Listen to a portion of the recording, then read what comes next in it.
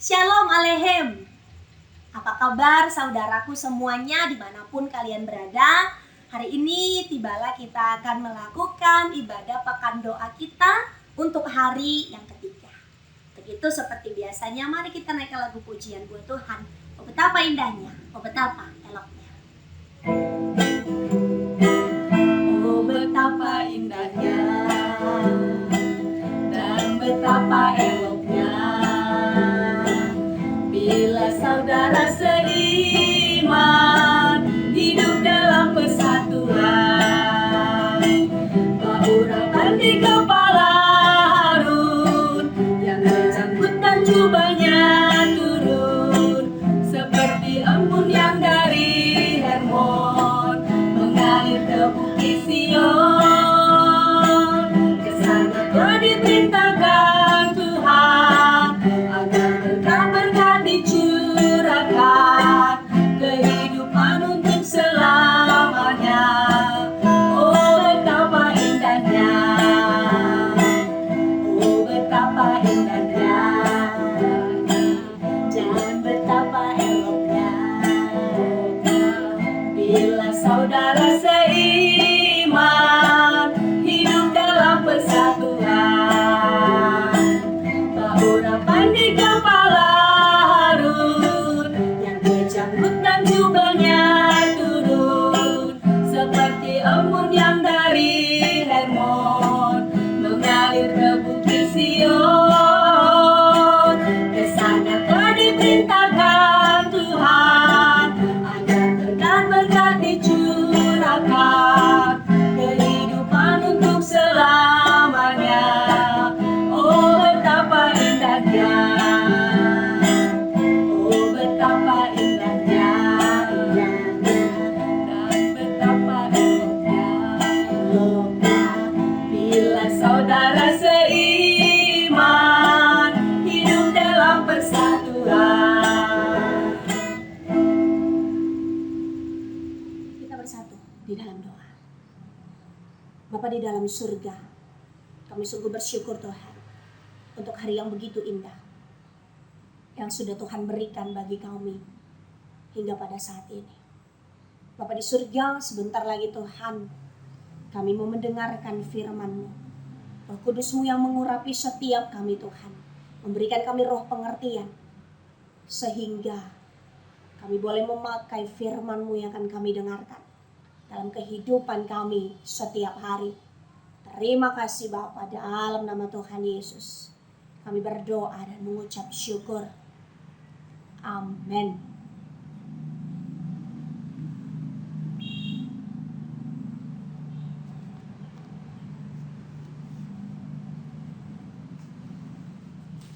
Saudara yang dikasihi oleh Tuhan, firman kita pada pekan doa hari yang ketiga ini diambil dari kitab Efesus pasal yang pertama, ayatnya yang ke-15 sampai dengan ayat 23. Surat Rasul Paulus kepada jemaat di Efesus, pasal yang pertama ayat 15 sampai ayat yang ke-23. Demikian firman Tuhan. Karena itu, setelah aku mendengar tentang iman-Mu dalam Tuhan Yesus dan tentang kasih-Mu terhadap semua orang kudus, aku pun tidak berhenti mengucap syukur karena kamu. Dan aku selalu mengingat kamu dalam doaku dan meminta kepada Allah Tuhan kita Yesus Kristus, yaitu Bapa yang mulia itu, supaya Ia memberikan kepadamu roh hikmat dan wahyu untuk mengenal Dia dengan benar, dan supaya Ia menjadikan mata hatimu terang, agar kamu mengerti pengharapan apakah yang terkandung dalam panggilannya, betapa kayanya kemuliaan bagian yang ditentukannya bagi orang-orang kudus, dan betapa hebat kuasanya bagi kita yang percaya, sesuai dengan kekuatan kuasanya yang dikerjakannya dalam Kristus dengan membangkitkan Dia dari antara orang mati dan mendudukkan Dia di sebelah kanannya di surga. jauh lebih tinggi dari segala pemerintah dan penguasa dan kekuasaan dan kerajaan dan tiap-tiap nama yang dapat disebut, bukan hanya di dunia ini saja, melainkan juga di dunia yang akan datang. Dan segala sesuatu yang telah diletakkannya di bawah kaki Kristus, dan dia telah diberikannya kepada jemaat sebagai kepala dari segala yang ada. Jemaat yang adalah tubuhnya, yaitu kepenuhan dia yang memenuhi semua dan segala sesuatu. Sedemikian jauh pembacaan firman Tuhan. Saudaraku jemaat yang dikasihi oleh Tuhan, pernahkah engkau merasa bahwa saya ini apa sih? Saya ini kan hanya jemaat biasa di gereja. Aku ini kan nggak begitu berpengaruh di gereja. Siapa sih? Aku ini seberapa penting sih aku di gereja? Aku nggak penting-penting kali di gereja. Nah, saudaraku yang dikasihi oleh Tuhan, hari ini saya mau katakan kepada setiap kita bahwa engkau penting di gereja, bahwa engkau berpengaruh di gereja, bahwa engkau adalah jemaat yang luar biasa. Sama-sama katakan kepada saya, aku penting di gereja. Sama-sama katakan dengan saya, aku berpengaruh di gereja. Sama-sama katakan pada saya, aku jemaat yang luar biasa. Haleluya. Nah, saudaraku yang dikasihi oleh Tuhan, dalam suratnya Rasul Paulus terhadap jemaat di Efesus mengatakan bahwa aku tidak berhenti mengucap syukur karena kamu. Saudaraku yang dikasihi oleh Tuhan, ketika Paulus menulis, aku tidak berhenti mengucap syukur karena kamu, berarti dia mengatakan aku terus menerus mengucap syukur karena kamu. Saudaraku yang dikasihi oleh Tuhan, Rasul Paulus ketika dia menuliskan suratnya kepada jemaat di Efesus, sebenarnya dia sedang berada di dalam penjara.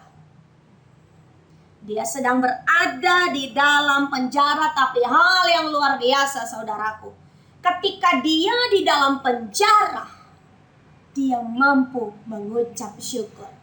Bukan karena dirinya, tapi karena jemaat Tuhan. Bukan karena dia bahagia sebenarnya di penjara, tidak, bahkan sebaliknya. Tapi karena jemaat Tuhan. Masihkah Anda merasa, saudaraku yang dikasihi oleh Tuhan, bahwa engkau adalah jemaat yang biasa-biasa saja?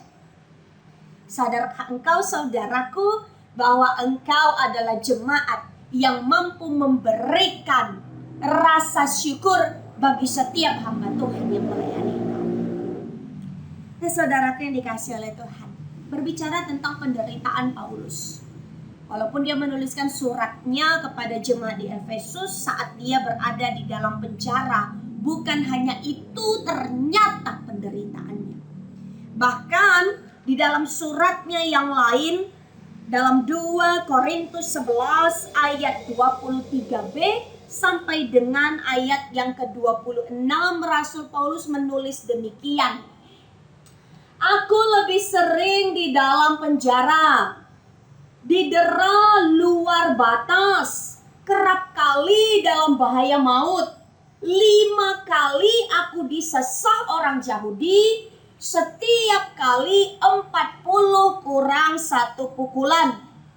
3 kali aku didera, 1 kali aku dilempari dengan batu, 3 kali mengalami karam kapal. Sehari semalam aku terkatung-katung di tengah laut.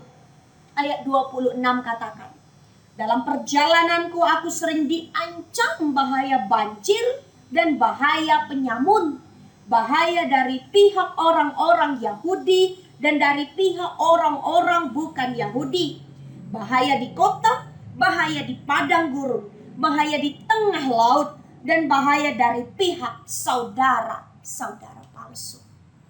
Saudara yang dikasih oleh Tuhan, masihkah terbayangkan oleh Anda bagaimana penderitaan Paulus, bagaimana tantangan Paulus, bagaimana susahnya Rasul Paulus saat dia menjalankan tugas pemberitaan Injil.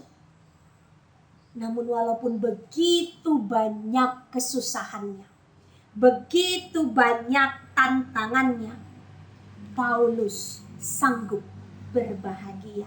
Bahkan dia katakan, aku tidak berhenti mengucap syukur. Haleluya.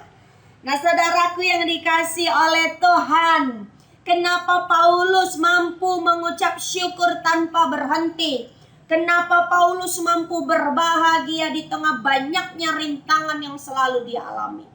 Firman Tuhan mencatat bahwa ternyata firman yang dia perkatakan, firman Tuhan yang dia beritakan bertumbuh dan berbuah pada setiap jemaat Tuhan.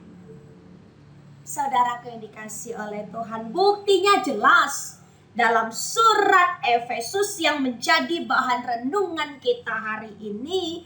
Buktinya jelas dikatakan bahwa jemaat Efesus mampu memberikan kasihnya kepada semua orang kudus. Saudaraku, kita boleh garis bawahi kepada semua orang kudus tanpa terkecuali, tanpa pilih-pilih. Oh, hamba Tuhan yang ini yang kukasihi. Oh, hamba Tuhan yang seperti ini yang kusukai. Oh, yang melayani aku yang seperti ini yang aku senangi. Tidak. Tapi jemaat Efesus memberikan kasihnya kepada semua orang kudus. Saudara yang dikasih oleh Tuhan, menunjukkan kasih itu adalah bukti bahwa iman itu ada. Mustahil kita menunjukkan kasih kita tanpa adanya iman. Kalau kita berbicara tentang perbuatan baik, semua orang bisa saja dan bisa kalau dia mau berbuat baik.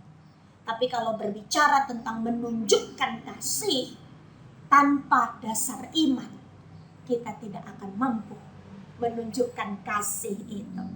Saudaraku yang dikasih oleh Tuhan, iman jemaat di Efesus yang dilayani oleh Rasul Paulus benar-benar bertumbuh, benar-benar berbuah dalam kehidupan mereka.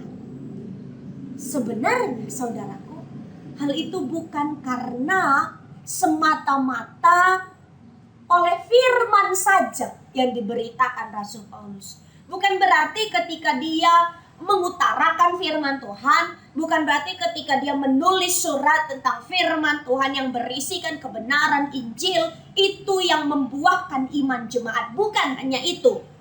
Tapi ada hal lain.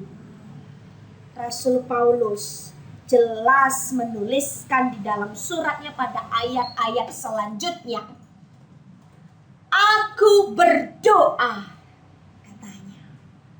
Aku terus-menerus berdoa tentang engkau. Nah, saudara yang dikasih oleh Tuhan, adakah Anda yang mendengarkan renungan ini adalah seorang hamba Tuhan?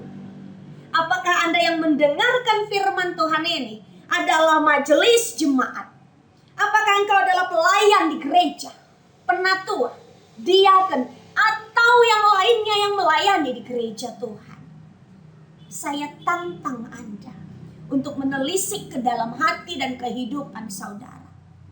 Sudahkah saya, Anda, kita mendoakan jemaat yang dipercayakan Tuhan bagi kita?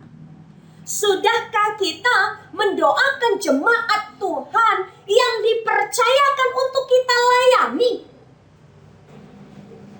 Oh iya pendeta, saya sudah doakan.